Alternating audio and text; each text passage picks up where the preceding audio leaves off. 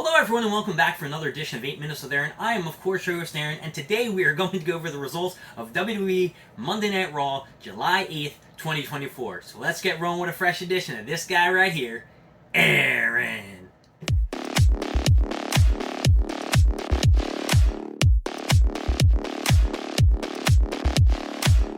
So going through Raw in 8 minutes is kind of hard, so I'm going to have to speed this and just give things an up or a down. So let's start off how CM Punk came out in the beginning of Raw. He was talking about, he told Drew McIntyre, I would never let you win a WWE Championship as long as I was here, and I did that. Now you go and get yourself suspended, so I can't beat your ass tonight on Raw. He said he's going to go to talk to Mike Tenay or Adam Pearce, Mike Tenay reference if you don't get it. And then out came Seth Rollins, who said, you know, CM Punk, you're saying that Drew McIntyre's actions had consequences. Well, you interfered in my match. You prevented me from ever challenging Damian Pearce for the WWE Heavyweight title. Now those are going to have consequences because I'm going to stop you from any goals you have. Very great thing at Money in the Bank to set up a program between all three people. This segment is getting an up. That's right, because CM Punk's in it, and I do like CM Punk. There was a backstage segment where Dom was talking to Adam Pearce, how we don't want to team up with Liv later on the night. Adam Pearce said, well, you're going to team up with her anyway. This led into the first match, Chad Gable versus Jey Uso. The only memorable thing about this was the Wyatt thing happened, the lights turned off, and as it was going on, Jey Uso took it upon himself to take advantage of the situation, spear Chad Gable, and get the 1, 2, 3. This match is getting it down. I don't really like Jey Uso, and the whole Wyatt thing is really getting old. Okay, so then we had the backstage segment with Sheamus. Sheamus is celebrating his 15 years of being a WWE superstar, not a wrestler. In came Big Bronson Reed, who told him, listen, you are old, you need to retire, I am new, I am great, I am facing Pete Dunne later, your apprentice, I'm going to stomp him, and then I'll stomp you. This actually brought us into the Bronson Reed versus Pete Dunne match. It was okay, it was a lot of back and forth. Bronson Reed, of course, did have a lot more offense and was pretty much in control of this whole match. There was that joint manipulation shit that Pete Dunne likes to do, bending your fingers. It came down to Pete Dunne jumped on the top rope as Bronson Reed was getting ready for a tsunami, got his hand in the lock, it didn't do shit. Bronson Reed basically flicked them off, hit the tsunami, 1, 2, 3. After the match, he beat him down. Out came Sheamus. Sheamus tossed him out of the ring. Sheamus tried to give Pete Dunne a hug. Pete Dunne's like, nah, I don't want your help. Sheamus is like, yo, what's that about? I am giving this a down. That's getting it down too. Then we had a backstage segment between Damian Priest and Seth Rollins. Priest basically said that gentleman's agreement where you don't have to challenge me for the title if I beat you. Well, guess what? That's scrapped. You can challenge me whenever you want after I face Gunther at SummerSlam. Determine whether he is the champion or not. And the big takeaway from this was there was a phone call. He smiled. So we know who's probably coming back tonight. Wink. Alright, this brought us to another segment with Sami Zayn. He comes in and says, hey, Braun Breaker, we had a great match. You're really challenging. I didn't think I was going to be able to beat you, but you're a great opponent. If you ever want to fight again, we can always wrestle, fight, whatever the hell you want to call it. He came into the ring. Breaker was like, listen, Sammy, a lot of people in the back can't say that they've beaten me. You are one of the few. And I just want to say, bounces off the rope, spears the shit out of Sami Zayn. Sami Zayn spills to the outside. Bronson runs around again, spear again. Braun is a monster. I'm going to just give this segment an up, but I'm going to give it Braun Breaker's repertoire of everything he does every single week a down. It's every time the same thing over and over again. Don't care about it. It brought us to the Judgment Day for Awesome Truth. I'm not going to go into this thing. There was a lot of AAs, a lot of throwbacks to John Cena. There was the funny moment where they were doing a double clothesline running around the ring, whatever the thing that's called, that Braun Strowman does.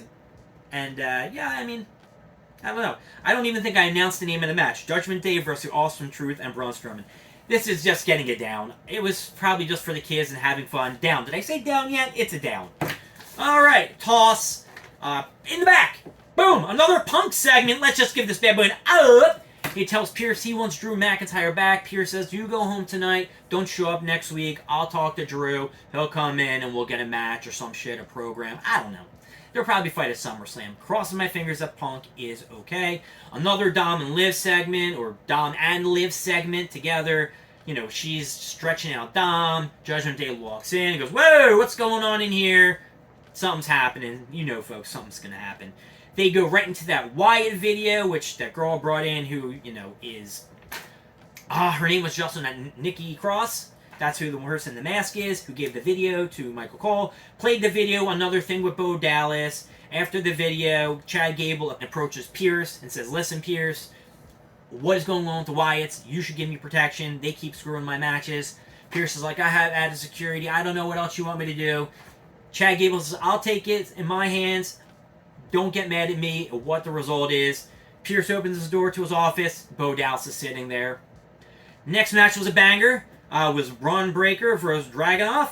I know I'm running out of time. This match was really cool. Go back, watch it. A lot of punches, a lot of hard-hitting German suplexes, a lot of things up top. There was a "This is awesome" chant that broke out. People were going nuts. It goes down to they rolled the outside after Dragunov blocked the Frankensteiner off the top rope. That same move that, you know, Ron Breakker does every single match. Ron Breakker picks up a freaking chair, like a cushion chair, and throws it at Dragunov, gets disqualified, beats the shit out of Dragunov. Sami Zayn came out to save Ilya Dragunov. Ron Breakker murdered the both of them, tossed him over the announce desk. This thing is getting it up because Sami Zayn is killing it. Alright, boom. What's his name? The Final Judgment guy, something Cross or whatever, did a dumb segment. He's getting it down. Just Final Judgment, you're just getting it down.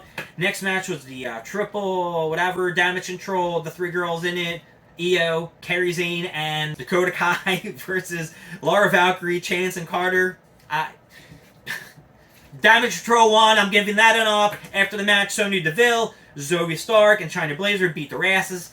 And there was a backstage segment afterwards where in the back, Chad Gable was talking to Creed Brothers, where Sonya Deville, Stark, and Blazer were bashing the women's division. And then it led us to the final match, Dom and Liv versus Rey and Zelina. This match was pretty banging. Zelina Vega got a lot of great offense on Liv. There was one spot where, you know, Dominic's trying to pull Zelina Vega off Liv Morgan, and then Rey comes in and drop kicks him, and Dominic falls into her lap, and it's like, oh shit, he just fell into her lap. You know, just a lot of that shit. Zelina Vega got a close call. She almost got the, it's a Meteorata off the top rope for a 2 count on Liv, then picked her up, tried to go get her Code Red move, missed the Code Red.